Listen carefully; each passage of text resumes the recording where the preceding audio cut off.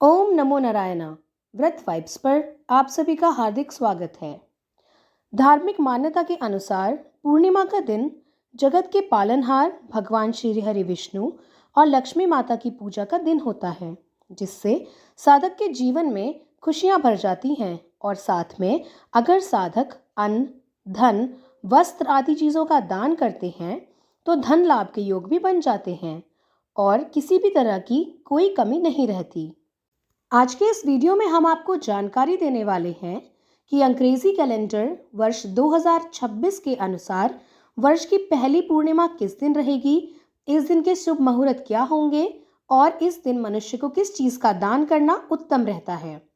वैदिक पंचांग के अनुसार पौष मास की पूर्णिमा तिथि प्रारंभ हो रही है 2 जनवरी को शाम 6:53 पर और यह समाप्त होगी 3 जनवरी को दोपहर 3:32 पर। ऐसे में पौष पूर्णिमा का व्रत 3 जनवरी को रखा जाएगा, क्योंकि 2 जनवरी को यह तिथि सूर्यास्त के बाद लग रही है।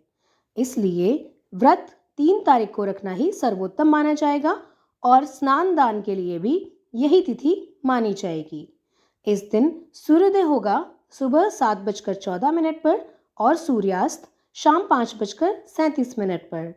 इस दिन चंद्रोदय का समय है शाम 5:28 पर, जिसके बाद आप चंद्रदेव को अर्घ्य देकर अपने व्रत का पारण कर सकते हैं। इस दिन के अन्य शुभ मुहूर्त कुछ इस प्रकार हैं। ब्रह्म मुहूर्त सुबह 5:25 से 6:20 तक।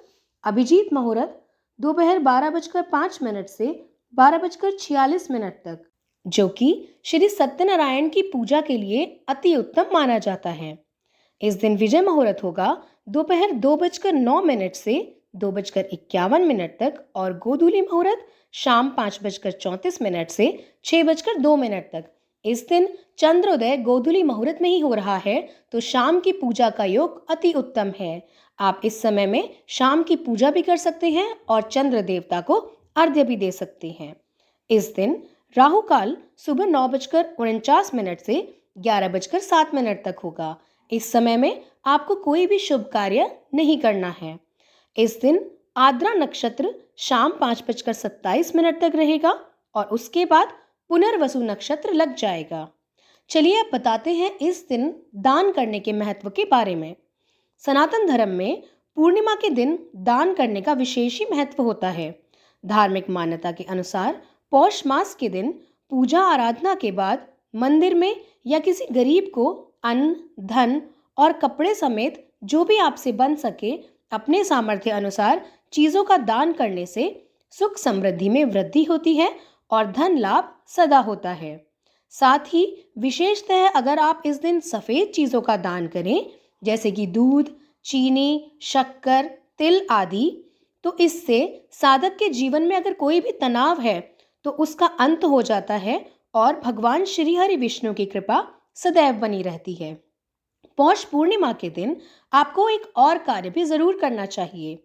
इस दिन पवित्र नदी में स्नान करने के बाद सूर्यदेव को अर्घ्य दें और दीप दान जरूर करें।